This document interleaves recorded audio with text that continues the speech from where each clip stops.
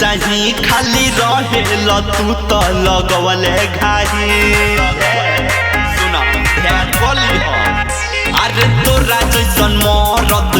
ना चाही खाली रहेल तू तो लगवले घाही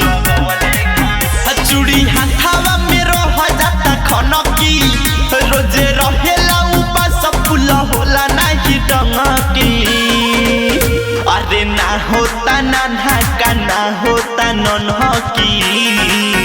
मन करे भातार तो ही धोती बनकी अरे ना होता नन्हा का ना होता नन्हकी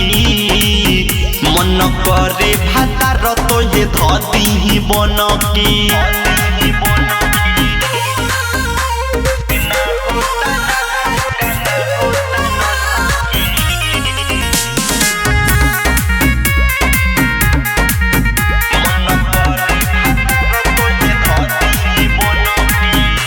कहियाले रही पिया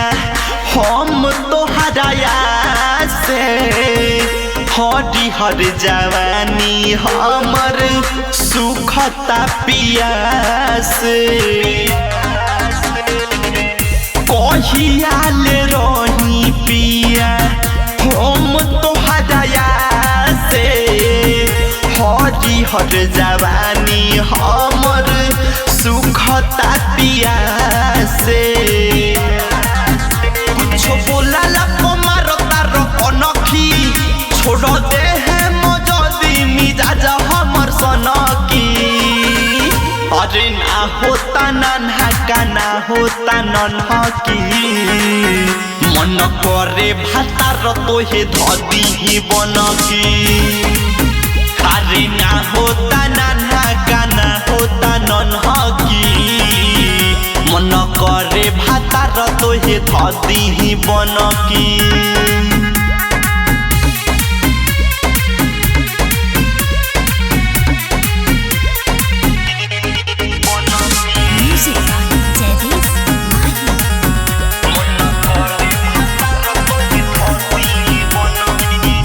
चलता नहर खेत भइल फरहर हो ओम राज भरत तोहरा बाना कोनो डर हो सच कहता चलता नहर खेत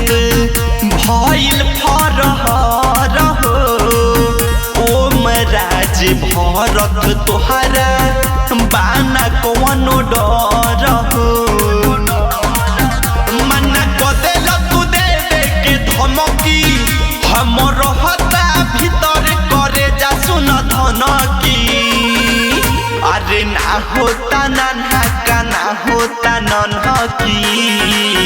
मन करे भातार तो हे धदी बनकी अरे ना होता नन्हा का ना होता नन्हकी मन करे भातार तो हे धदी बनकी सुन